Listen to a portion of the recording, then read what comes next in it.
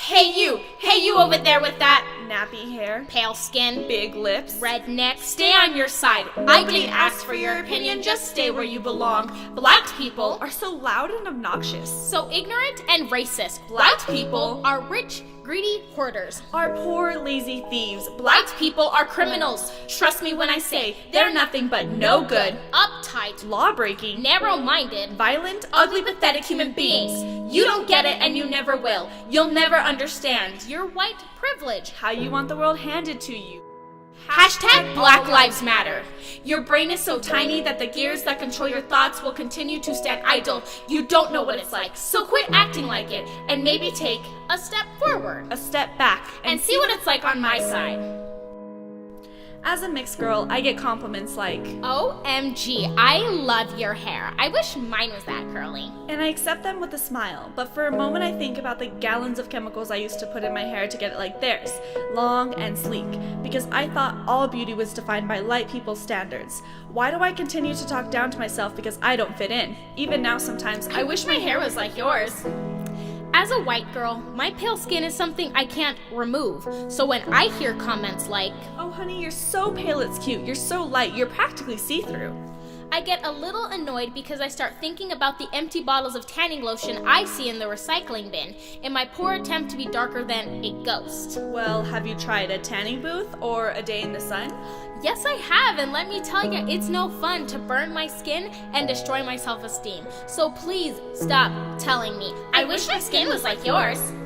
These are microaggressions. I don't find your comments offensive. It just makes me think about how your words define your opinion of me. Make no mistake, we aren't psychologically damaged to the point of no return. It kind of makes us want to raise our eyebrows. Honestly, we just brush it off and continue with our lives. We really are just micro-offended. But let's look at the bigger picture of racism. Actual racism. You use the N-word as if you don't know its history. Or generalize all white people to be uppity and racist. History is history for a reason, and we can't do anything about that. But we're not going to make things better by repeating it. There will always be hate, but why go back? Never mind the jokes, they aren't all bad. I mean, who doesn't love a good laugh? It's not as bad as before, but it still exists. But suddenly, somehow, The roles are switched. It breaks my heart to hear white people saying, honestly, I hate white people. We are seriously the worst. because it subconsciously reinforces the idea of white people now feeling guilty for something white people did decades before them. I thought we were past that. And answer me this.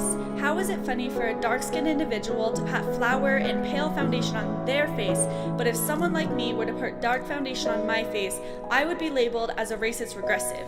If we can't define what's right and wrong, we are led to actual historic regression. It seems as though you expect the world to treat you differently. When you're doing the very thing we didn't like to begin with. Although there are no signs telling me where I can and can't drink from, Why do we feel the need to stay in the comfort of our own groups? and whisper behind the backs of those who are different from us, I am more than the stereotypes you see on TV.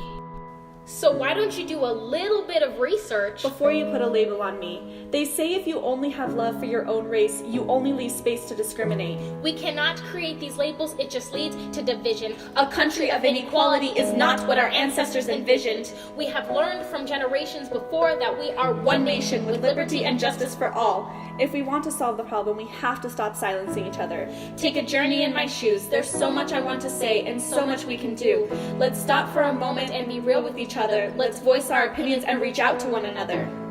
We shouldn't be afraid to speak out about our emotions. To learn from the past and continue the notion that equality is something we all wish for, even though we don't always agree with each other.